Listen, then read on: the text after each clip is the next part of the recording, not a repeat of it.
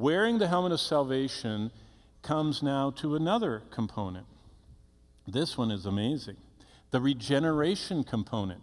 Salvation involves forgiveness, where God releases me from my debts. It involves justification, where God puts the punishment on Christ and gives me Christ's perfect life, credited to my account when I become a saint, the instant of my salvation. I go from a guilty convict in justification to Christ becoming the convict who did all of my sins, and I become a saint. I become the righteousness of Christ in him.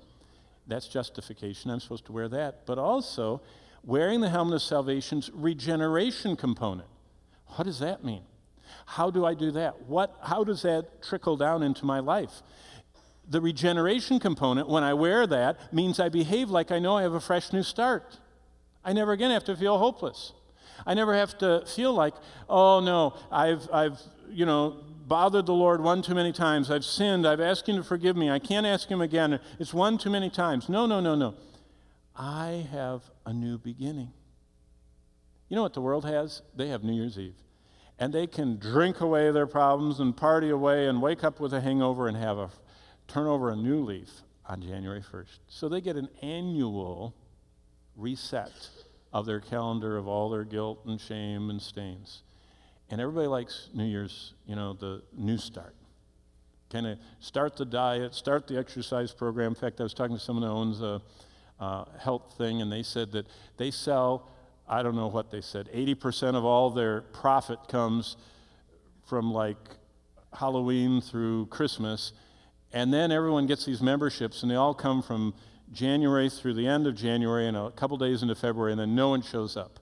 And they said everyone turns over a new leaf to exercise and eat right and go to the gym, and then they do it again. And so they get this annual fresh start.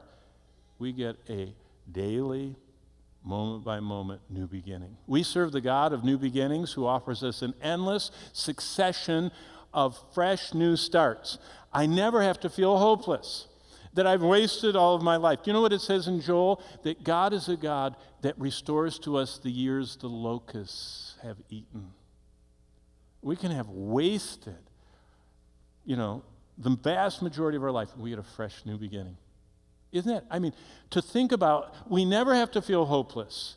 God gave me this new heart. Look at Ezekiel for just a second, which talks about communion, so it's a great segue. You go right to the middle to Psalms, and then go to the right, Proverbs, Ecclesiastes, Song of Solomon to the right, Isaiah, Jeremiah, Lamentations, Ezekiel. There it is. In Ezekiel 36, verse 26, this is the Old Testament description of the new covenant, which God made with Israel, that Jesus instituted the spiritual elements of it at communion. And this is what he said: I will give you a new heart. That's regeneration. I will give you a new spirit. That's the fresh new start over and over, the Spirit of God. And I will take the heart of stone out of your flesh. I'm going to take that hardness and unresponsiveness out of you, and I will give you a heart of flesh, verse 26 says. And then Ezekiel 36:27, and I put my spirit within you.